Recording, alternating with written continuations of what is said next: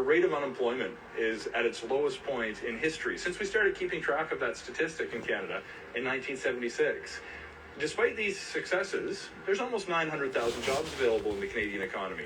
And knowing that our labour force growth has disproportionately come from immigration in recent years, we have no choice but to embrace immigration as a growth strategy if we want to make the most of the economic recovery from the COVID-19 pandemic.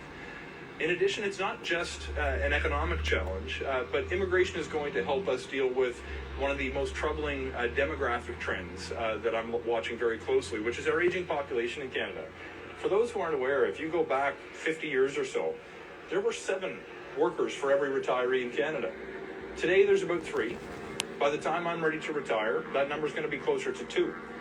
If we don't embrace immigration to continue to bring young, working-age families into the country, our conversation 20 or 30 years from now may not be about labor shortages, but will be whether we can afford things like schools and roads and hospitals. We need to continue to embrace immigration if we're going to grow our economy and protect against this troubling demographic trend. But immigration is really about people. It's about bringing workers into jobs. It's about being reunited with families, having people come to visit or to study in Canada. And it's important that we don't lose sight of this. But I find that Canadians are already there when it comes to this narrative. There is widespread support for increasing immigration across Canada. I think that's due in part to the fact that we're a nation of immigrants. Immigration is not something that we do. It's who we are. It's who we've been since Confederation. You know, it's my family came here 250 years ago, but those who became citizens during a ceremony at the Come From Away production last night are now every bit as Canadian as I'm ever going to be. En fait, à l'exception des peuples autochtones qui vivent sur ces terres depuis des temps immémoriaux, tous les Canadiens ont une histoire enracinée dans l'immigration, qui l'on appartiennent à une famille qui vit dans ce pays depuis de nombreuses générations, comme la mienne. Que l'on soit le premier membre de sa famille à avoir élu domicile au Canada, nous sommes tous des Canadiens. You know, with the exception of Indigenous peoples, every family's history in Canada had its origin story written by a migrant. This informs who we are as a country still today. You know, it's unique when I think about Canada's position when it comes to immigration globally, because when I speak with my counterparts internationally, I'm the only immigration minister in a developed economy globally whose biggest problem with immigration is that we can't get people here quickly enough to satisfy the demand of communities. And though that's a real challenge, I'd far rather have that challenge than deal with some of the challenging political narratives about whether people should be accepting towards newcomers. And I'm very grateful to be the Minister of Immigration for Canada. Despite the fact that we continue to embrace immigration and people support it, it's no secret that the immigration system is facing very real challenges. The good news from my perspective is most of these challenges come from sources that are external to the Government of Canada and are temporary in nature, which means we can overcome them. I think back to the pressure that COVID-19 has placed on our immigration system, really in 2 different ways. One, due to public health measures all over the world, our productive capacity was reduced when people couldn't show up at work due to local public health measures. And many of our employees work in jurisdictions where working from home was not possible due to security concerns or due to lack of connectivity, depending on where their home may be located. But we also made a decision when the borders were closed to resettle people as permanent residents to grow our population who were already here temporarily. We couldn't have the borders open due to public health reasons, but we continued to accept applications for people who had an interest in coming to Canada. This created a scenario where there was a significant number of applications in the system for people who weren't ready to be processed because the borders were closed. In addition to this challenge associated with the pandemic, we've been required from a moral perspective to respond to the twin humanitarian crises in Afghanistan and in Ukraine. And though I have no regrets about Canada playing a leadership role with one of the most substantive contributions globally on some of these efforts, it does have an impact on your processing capacity when you choose to respond to events that happen in real time. Of course, we've also been dealing with a significantly increased demand across our system because a few years ago, Canada actually became the world's top destination of choice for people who were thinking about leaving their home country to seek economic opportunity. Alors que nous traversions la pandémie, le nombre de demandes de visa de visiteurs, des permis d'études et de travail, des résidences permanentes et de citoyenneté a considérablement augmenté. Nous sommes confrontés à plusieurs défis en même temps pour soutenir notre économie, faciliter le regroupement familial et respecter nos engagements humanitaires à l'égard des personnes qui fuient la guerre et l'oppression. You know, this is also compounded by the fact that we're in the midst of completely rebuilding a digital immigration system in Canada. And it's going to take us a couple of years to fully deploy the new features that will solve a lot of these challenges. But we need to continue to make progress in the interim. So I've got some good news to share, because as a result of certain investments and policy decisions, we're starting to make some really serious progress in terms of the productive capacity of our department to overcome the challenges that these large volumes of cases have presented. When I look at temporary programs, people who are coming to Canada to work temporarily or to study or to visit, we have seen a record-setting year so far in terms of the number of applications that we're processing. We've now processed approximately 3.73 million applications by the end of July. Compared to last year, we were dealing with just shy of 3 million at 2.97. This is a major increase in our productive capacity that is bringing more people here. On the permanent resident side, things are really moving along in the way that we would hope they would. We're well on pace to break the record for the largest number of newcomers who will be resettled in Canada. By the end of July, there have been more than 275,000 newcomers resettled as permanent residents in Canada. This puts us well on track to exceed our goal of 431,000 permanent residents over the course of this year. What's really important, though, is not the statistics. It's the human experience for people who are going through the system. And I'm very pleased to share that for those who are coming to work through the Federal Express entry streams, we have now achieved our 6-month processing standard for those who are coming through Federal Express entry system to come work in Canada. For those who are coming to be reunited with family members, we have now achieved the 12-month pre-pandemic service standard for new applications going forward. Now, there are still people who are in the system who've been waiting longer than that, but I don't want people to think that we're suddenly pulling others in front of them in the queue. We're going to be able to make serious progress to work through that backlog of cases to make sure that we can offer that service standard going forward. Look, despite a major increase in productivity, immigration backlogs are a very real challenge. What we're seeing right now is a record number of cases come in for applications and record productivity, but still the demand is exceeding our processing capacity for the time being. But we're starting to make serious progress on this as well.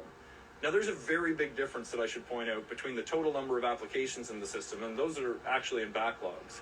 I know that some of our folks who work on the other side of the House of Commons are quick to point out the total number of applications that are in the immigration system and label them backlogs. But to me, somebody who applied yesterday to come to Canada can't properly be considered a backlog. But that said, as of today, 54% of the applications in the system are beyond the service standard. We can do better than that, and we have the capacity to fix that.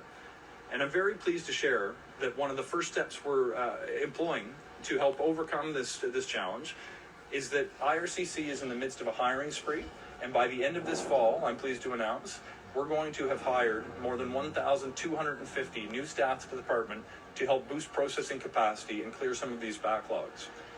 In addition, I don't think it's enough for me to stand up here and make an announcement about a significant number of new hires without committing to transparency about what those people are going to be doing going forward. So I'm very pleased to share as well that we're going to start providing monthly updates in real time for people who have the ability to look at the number of cases in our system, the number that have been completed, and the number that have exceeded the service standard. I think it's extremely important when we're communicating to the world that we do want people to come, and we do want people to come, that they have a sense of how long it's going to take to get here. By holding ourselves accountable, by publishing this information with monthly updates online, the Canadian public as well will be able to watch whether the investments we're making are having the intended impact. You'll be able to find this data on our website very shortly, and every month there will be an update to provide you with a real sense of where we're at when it comes to immigration. Look, just to conclude, I want to share that in the weeks and months ahead, there's going to be a series of new measures that we're going to be releasing that's going to help bring workers here more quickly, make it simpler for families to be reunited with their loved ones in Canada, and to hold ourselves accountable by being transparent and sharing with the public precisely where we are. But if I can leave a parting message with the families who are trying to come to Canada to be with their loved ones, to the businesses who are trying to hire workers, to the workers who are trying to come and make a contribution, Canada wants you. Immigration is a major pillar of our economic growth strategy as we seek to recover from the COVID-19 pandemic and continue to grow our population for the long term. We're going to continue to implement the measures that make it quicker to come to Canada, whether it's for economic purposes, family reunification, and we won't stop playing a leadership role when it comes to responding to the humanitarian crises of our time. With that, I want to say thank you to everyone who's come out. Very pleased to be here to share this positive news about our new hires we'll be bringing on to help reduce the backlogs at IRCC. Thank you so much. Thank you, Mr. Fraser. My name is Peter Liang. Bonjour, good morning. I'm here to moderate the Q&A session. Ça me fait plaisir de modérer cette séance de questions et réponses. Si vous avez des questions, vous serez les bienvenus pour les poser dans la langue officielle de votre choix. When you ask a question, please state your name, the organization you work for, clearly. Je prie également souhaiter la bienvenue à ceux et celles qui se sont joints à nous par téléphone aujourd'hui. Welcome to those who have joined us today by phone. Comme l'annonce a lieu en plein air, on s'excuse sincèrement des bruits because this event is taking place outdoors. We do apologize for the noise. So please, when you ask a question, please do so slowly and speak loudly. Thank you. So let's see if we have questions on the floor. Okay, so sir, please, my colleague is going to pass you the phone. Thank you. Good morning, Minister. My name is Hector from Omni and City News. If regularization of undocumented work... Yeah, Hector, let's give a minute for the helicopter. There, go ahead. If regularization of undocumented worker is included in your mandate, what will be the process these workers have to go through in order to get permanent status? Look, thank you very much for the question, and I'll let you know that there's policy work that's still going underway before we have identified the right process to satisfy my mandate letter commitment.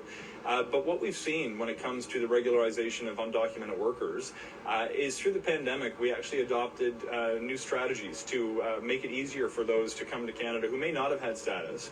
I'm thinking about programs like the Guardian Angels program, where people who are making a positive contribution to our communities, in many instances taking care of our loved ones on the front lines of COVID-19 and long-term care, are having a tremendous positive impact.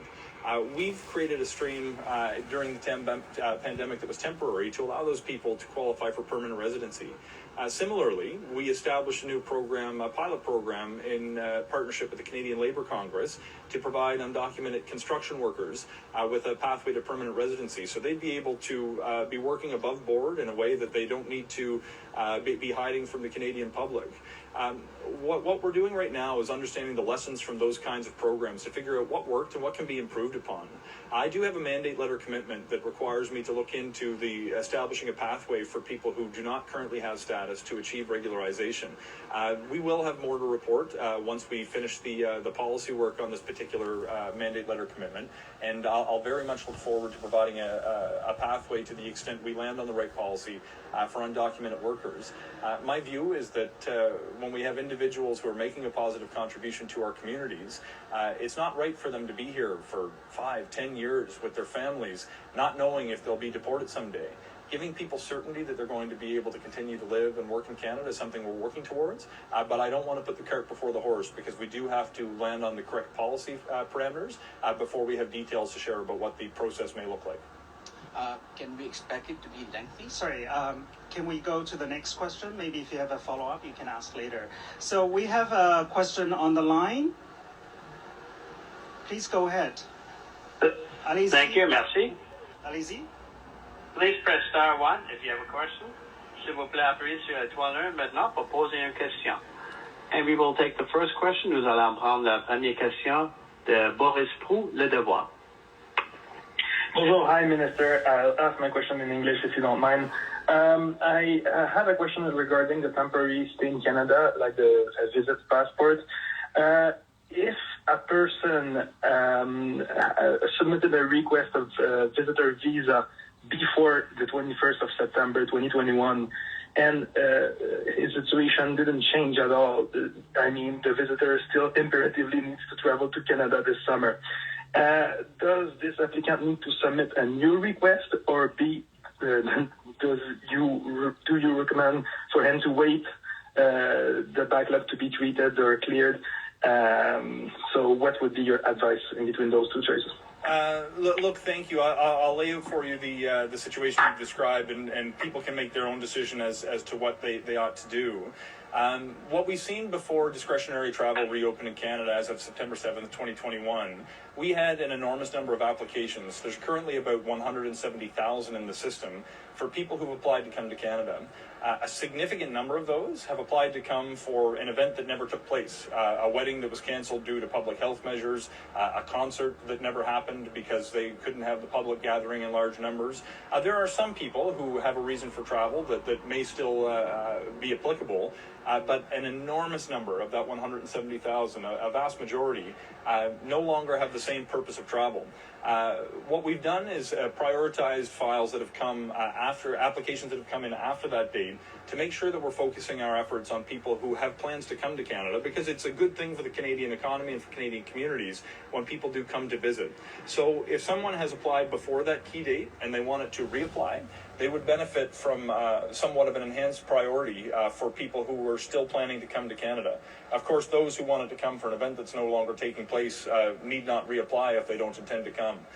But we have suggested to many people through our office, if they do want to reapply, they would expect to benefit from a relatively higher priority processing than people who have made an application prior to September 7th, 2021, who are caught up in that massive cases of about 170,000 applications, most of whom no longer have the same purpose of travel when they submitted their application.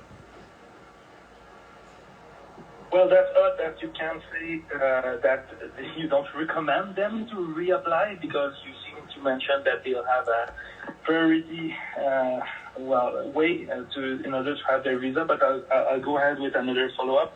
For instance, right now I'm looking at the delays for Haiti, for instance, the country. Right now, the delays have been going worse by the day. Sorry, there's noise on site here, and we can't hear your question. If you want to wait just 20 seconds or so, there's a plane taking off beside us. Definitely. Okay, I think you're probably good to go again. Well, we reported that for some countries it takes up to 5 months in order to get a visitor's visa, and it's getting worse by the day since we reported on that last month. For instance, in Haiti, it went up from 81 days to 98 days right now per your website. I'm just wondering if this delay will get any longer now, or do you commit to put this number down anytime soon? So thank you. We we'll be sharing the real data about this on our website very shortly as a result of the transparency measures that I've announced earlier today. We're very close to what we expect to be the peak.